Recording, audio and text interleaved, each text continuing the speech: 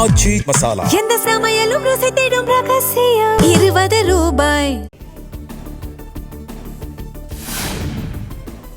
சட்டமன்ற தேர்தல் நெருங்குவதை அடுத்து தமிழ்நாடு முழுவதும் களை கட்டிய பிரச்சாரம். அரசியல் கட்சியினரும் சுயேட்சைகளும் வீதி வீதியாக சென்று தீவிர வாக்கு சேகரிப்பு. சாதனைகளால் நிரம்பியது திமுக ஆட்சி, வேதனைகளால் நிரம்பியது எடப்பாடி பழனிசாமி ஆட்சி என்று முதலமைச்சர் விமர்சனம். சாதனைகளாக நிறைஞ்சதுதான் திராவிட மாடல். ஆனா இதற்கு நேர் எதிரா வேதனைகளால நிரம்பினதுதான் பழனிசாமியினுடைய ஆட்சி. நான் லிஸ்ட் போட்டு சொன்ன மாதிரி அவர்கிட்ட சாதனைகள் இருக்கா? உங்களுடன் ஸ்டாலின் முகாம்களுக்கு தடை கேட்டவர் இபிஎஸ் என்றும் பிரச்சாரம்.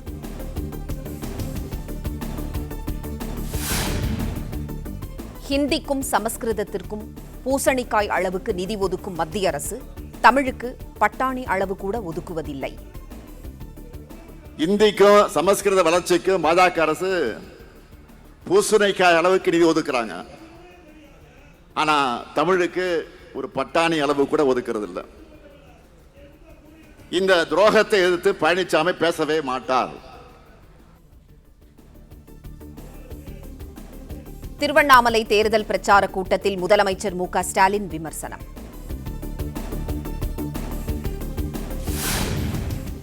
திருவண்ணாமலை, கள்ளக்குறிச்சி, விழுப்புரம் மாவட்டங்களில் ஒரே நாளில் முதலமைச்சர் மு க ஸ்டாலின் பிரச்சாரம். 3 மாவட்டங்களில் போட்டியிடும் 19 வேட்பாளர்களுக்கு ஆதரவு திரட்டினார்.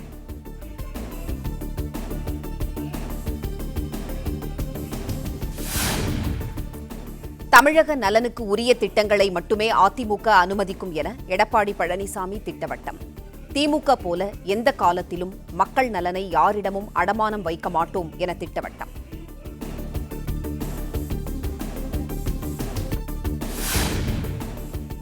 அதிமுக ஆட்சி திட்டங்களை ஸ்டிக்கர் ஒட்டி திமுக அறிவிப்பதாக எடப்பாடி பழனிசாமி கண்டனம். தமிழகத்தின் வளர்ச்சி குறித்து தவறான தகவல்களை திமுக அளிப்பதாகவும் குற்றச்சாட்டு. ஒவ்வொரு திட்டமும் அதிமுக ஆட்சியில் கொண்டு வரப்பட்ட திட்டம் ஸ்டிக்கர் ஒட்டி திறக்கின்ற முதலமைச்சர் இன்றைய முதலமைச்சர் ஸ்டாலின் அவர்கள். ஸ்டாலின் எப்பொழுது பார்த்தாலும் சொல்றார், இன்றைய தினம் திராவிட முன்னேற்ற கழகத்தில் தான் சூப்பரா ஆட்சி செஞ்சு இன்றைக்கு இரட்டை இலக்கில் பொருளாதார வளர்ச்சியா. யார்கிட்ட டூப் விடுற?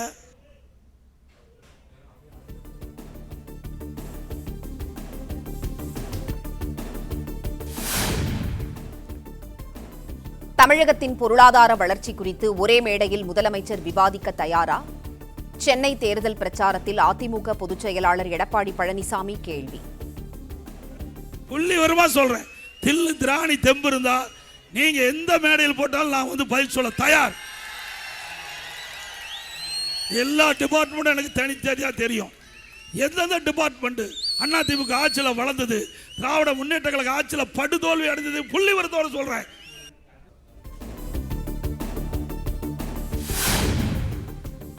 புதுச்சேரியில் ஒரே நாளில் பிரச்சாரம் செய்த ராகுல் காந்தியும் ஸ்டாலினும் சந்தித்துக் கொள்ளாததோடு ஒருவர் பெயரை மற்றவர் உச்சரிக்க கூட இல்லை. பாண்டிச்சேரியில திரு ராகுல் காந்தி அவர்கள் பிரச்சாரத்தை பண்றாங்க. ஸ்டாலின் என்கின்ற வார்த்தையை அவர் பாண்டிச்சேரியில பயன்படுத்தல. இதுல ஆச்சரியம் என்னன்னா, ஒரே நாள் பாண்டிச்சேரி ராகுல் காந்தி அவர்களும் திரு ஸ்டாலின் அவர்களும் ஒரே நாள்ல 2 பேரும் பிரச்சாரம் பண்ணாங்க. 2 பேரும் சந்திச்சுக்கல. திரு ஸ்டாலின் அவர்கள் பிரச்சாரத்துல ராகுல் காந்தி என்கின்ற வார்த்தையை இவரும் பயன்படுத்தல. ராகுல் காந்தி தமிழகத்திற்கு பிரச்சாரத்திற்கு வருவதும் சந்தேகம்தான் என்றும் அண்ணாமலை பேட்டி.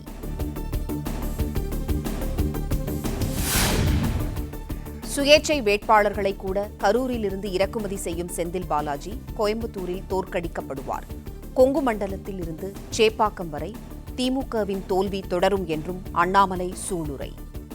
தோல்வி என்பது கோயம்புத்தூர் சவுத்தில் ஆரம்பிச்சு சேப்பாக்கு வரைக்கும் இந்த முறை தோல்வியாகத்தான் போகுது. அதனுடைய அறிகுறி தான் நேற்று வேட்பாளர்களுடைய வேட்புமனுடைய ஸ்க்ரூட்டனி நடந்த டிராமா என்பது நேற்று நடந்த ஒரு அறிகுறி.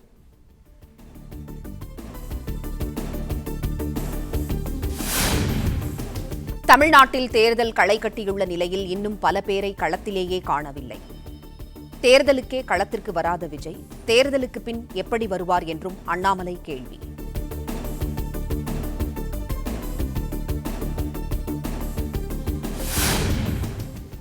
கடலூர் மாவட்டத்தில் பல இடங்களில் இஸ்லாமியர்களுக்கு தலித்துகளால் தான் பிரச்சனை என்று கூறிய பன்ருட்டி விசிக வேட்பாளர்.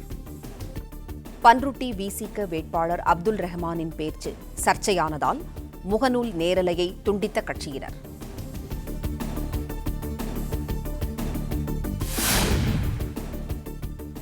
திமுகவின் கல்லாப்பெட்டி கூட்டணி கலகலத்து போயுள்ளதாக நெல்லை பிரச்சாரத்தில் விஜய் விமர்சனம். கூட்டணியை முதலமைச்சர் மு.க.ஸ்டாலின் ஒட்ட வைத்துக் கொண்டிருப்பதாகவும் கிண்டல். அப்புறம் இந்த கொள்ளையடிச்சு வச்சிருக்கிற இந்த பணத்தை எல்லாம் வச்சு கல்லாப்பெட்டி கூட்டணின்னு ஒன்று சேர்த்து வச்சிருந்தாரு. அது எல்லாமே இப்ப கலகலத்து போய் நிக்குது. டாப் தனியா, பாட்டம் தனியா, ரீப்பர் தனியா, ஜாயிண்ட் தனியா, அப்படி நிக்குது தனித்தனியா. எல்லாமே அப்படியே ஒட்ட வச்சுக்கிட்டு இருக்கிறாரு. கூட்டணி கட்சிக்காரங்களே ஒருத்தருக்கு ஒருத்தர் ஓட்டு போட்டுக்க மாட்டாங்க போல் இருக்கு. அப்படி இருக்கு நிலைமை இந்த திமுக கூட்டணியில.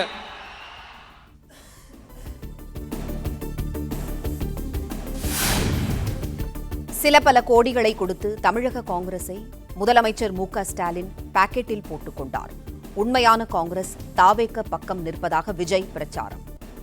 சில பல கோடிகளை கொடுத்து நம்ம தமிழ்நாட்டு காங்கிரஸை பையில போட்டுக்கிட்டாங்க. யாரு? ஸ்டாலின் சார். ஆனா உண்மையான காங்கிரஸ் யாரு பக்கம் நிக்குது? நம்ம பக்கம் நிக்குது.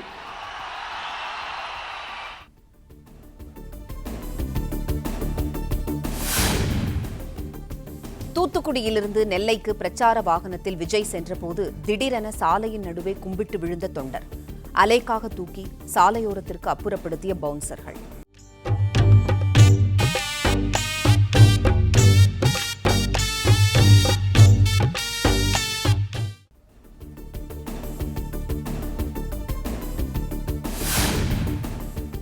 தூத்துக்குடியில் விஜயின் வாகனத்தை பின்தொடர்ந்து பைக்குகளில் வந்த தொண்டர்கள் கீழே விழுந்து காயம்.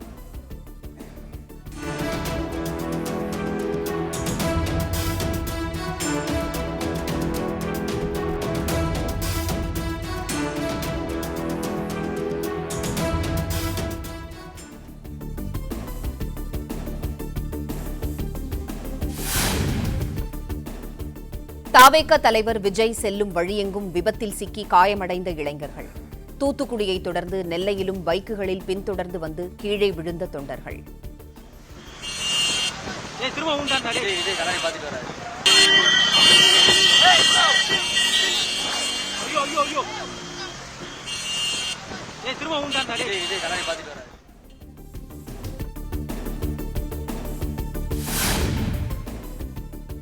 திமுக மற்றும் கூட்டணி கட்சி வேட்பாளர்களை ஆதரித்து துணை முதலமைச்சர் உதயநிதி பிரச்சாரம். திருவள்ளூர், ஆவடி, வில்லிவாக்கம் உள்ளிட்ட பல்வேறு தொகுதிகளில் ஒரே நாளில் ஆதரவு திரட்டினார். உங்க வீட்டு பிள்ளையாக இருந்து கேட்கிறேன். இன்னும் பெருமையா சொன்னா தலைவருடைய மகனாக இருந்து கேட்கிறேன். இன்னும் பூரிப்போடு பெருமையா சொன்னா டாக்டர் கலைஞருடைய பேரனாக இருந்து கேட்கிறேன். உதயசூரியன் சின்னத்துல கார்த்திக் மோகனுக்கு வாக்களிச்சு அதிகமான வாக்கு வித்தியாசத்துல எதிர்த்து யார் போட்டிருந்தாலும் அவங்களுடைய டெபாசிட் போற அளவுக்கு நம்முடைய தேர்தல் வெற்றி இருக்க வேண்டும் கேட்டுக்கொண்டு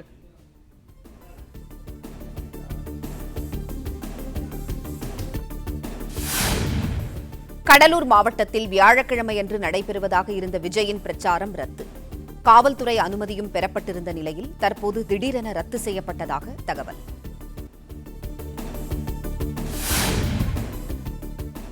நடிகர்கள் பின்னால் செல்லும் இளைஞர்கள் கீழே விழுந்து உயிரிழப்பு ஏற்படுவது குறித்த கேள்வி. இளைஞர்கள் ஜாக்கிரதையாக இருந்து படிப்பில் மட்டும் கவனம் செலுத்த வேண்டும் என நடிகர் ரஜினிகாந்த் அறிவுரை. இளைஞர்கள் ரொம்ப ஜாகிரதையாக இருக்கும். அவங்க ஏதாவது அடிப்பட்டால் அவங்களுக்கு தானே காயமாகும். ஸோ அவங்க தான் வந்து ஜாகிரதையாக இருக்கும். முதல்ல படிக்கிற டயத்தில் படிக்கிற மட்டும்தான் அவங்களுடைய முழு கவனம் இருக்கும். அந்த இடத்தை அந்த டயத்தை விட்டாங்கன்னு சொன்னால் அதுக்கப்புறம் வாழ்க்கையில் அவங்க ரொம்ப கஷ்டப்பட வேண்டியிருக்கும். அதை மட்டும் அவங்க மைண்டில் வச்சுக்கிட்டு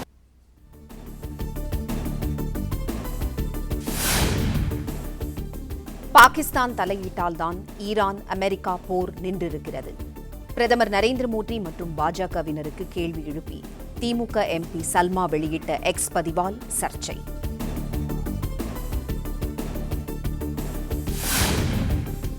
தென்காசி மாவட்டம் ஆலங்குளம் அருகே கள் இறக்கியதாக கூறி பனை தொழிலாளியின் 2 கால்களிலும் துப்பாக்கிச் சூடு. சப் இன்ஸ்பெக்டர் இசக்கிராஜா உள்ளிட்ட 2 பேர் மீது போலீசார் வழக்கு பதிவு.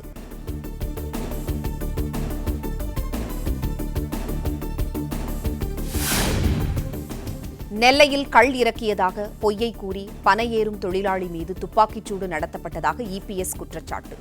காவல் உதவி ஆய்வாளர் இசக்கிராஜா மீது கடுமையான நடவடிக்கை எடுக்குமாறு தமிழக டிஜிபிக்கு வலியுறுத்தல்.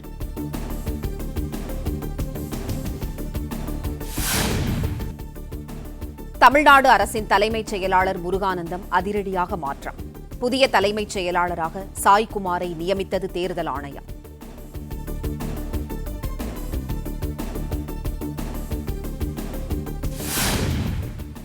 தமிழ்நாடு லஞ்ச ஒழிப்புத்துறை தலைமை இயக்குநர் டேவிட்சன் தேவ் ஆசீர்வாதம் மாற்றம். புதிய லஞ்ச ஒழிப்புத்துறை டிஜிபியாக சந்தீப் மிட்டல் நியமனம்.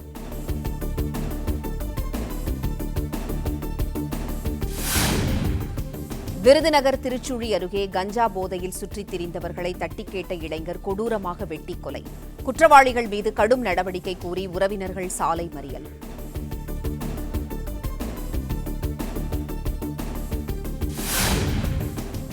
திருப்பரங்குன்றம் மலையை அளவீடு செய்ய உயர்நீதிமன்ற அமர்வு உத்தரவு. மதுரை மாவட்ட ஆட்சியரும் தொல்லியல் துறையும் கூட்டாக இணைந்து அளவீடு செய்ய ஆணை.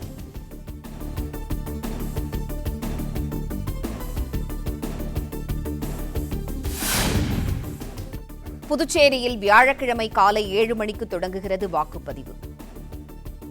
1099 வாக்குப்பதிவு மையங்களில் 5000த்திற்கும் அதிகமானவர்கள் பணியில் ஈடுபட உள்ளதாக அறிவிப்பு.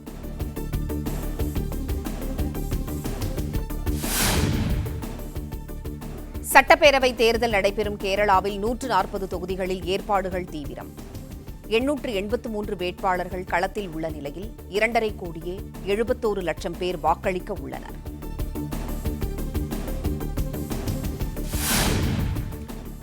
சட்டப்பேரவை தேர்தல் நடைபெறும் அசாம் மாநிலத்தில் 126 தொகுதிகளில் ஏற்பாடுகள் தீவிரம். 722 வேட்பாளர்கள் களத்தில் உள்ள நிலையில் 2.5 கோடி பேர் வாக்களிக்க உள்ளனர்.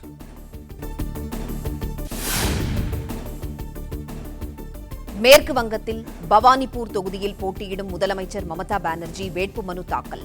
சட்டமன்ற எதிர்க்கட்சித் தலைவரும் பாஜக மூத்த தலைவருமான சுவேந்து அதிகாரியை எதிர்த்து போட்டி.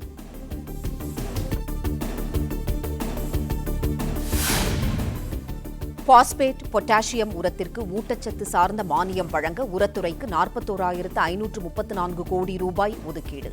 பிரதமர் நரேந்திர மோடி தலைமையில் நடைபெற்ற மத்திய அமைச்சரவை கூட்டத்தில் ஒப்புதல்.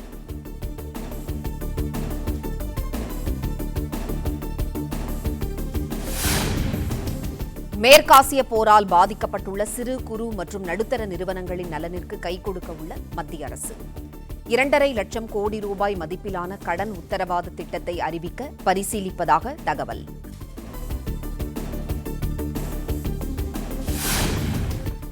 போர் நிறுத்தத்திற்கு மத்தியில் ஐக்கிய அரபு அமீரகம் செல்கிறார் வெளியுறவு அமைச்சர் ஜெய்சங்கர்.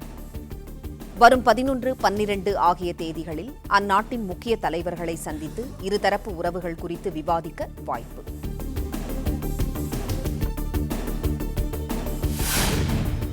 ஹோர்முஸ் நீரிணை வழியாக தடையற்ற கப்பல் போக்குவரத்து நடைபெற வேண்டும் என இந்திய வெளியுறவுத்துறை வலியுறுத்தல். போர் நிறுத்தத்தை அடுத்து உலகளாவிய வர்த்தக பரிமாற்றத்தை போருக்கு முந்தைய நிலைக்கு கொண்டுவர வேண்டும் என்றும் கோரிக்கை.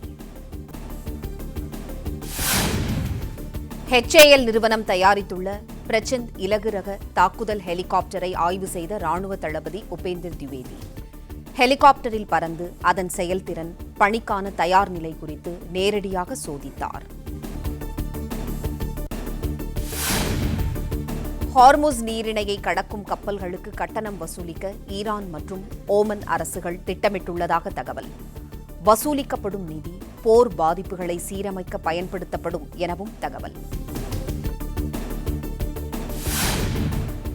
ஈரானுக்கு ஆயுதங்களை வழங்கும் நாடுகளுக்கு உடனடியாக 50% வரி விதிக்கப்படும் என அமெரிக்க அதிபர் டிரம்ப் அறிவிப்பு. வரி விதிப்பு உடனடியாக அமலுக்கு வரும் எனவும் எந்த விலக்கும் அளிக்க முடியாது எனவும் திட்டவட்டம்.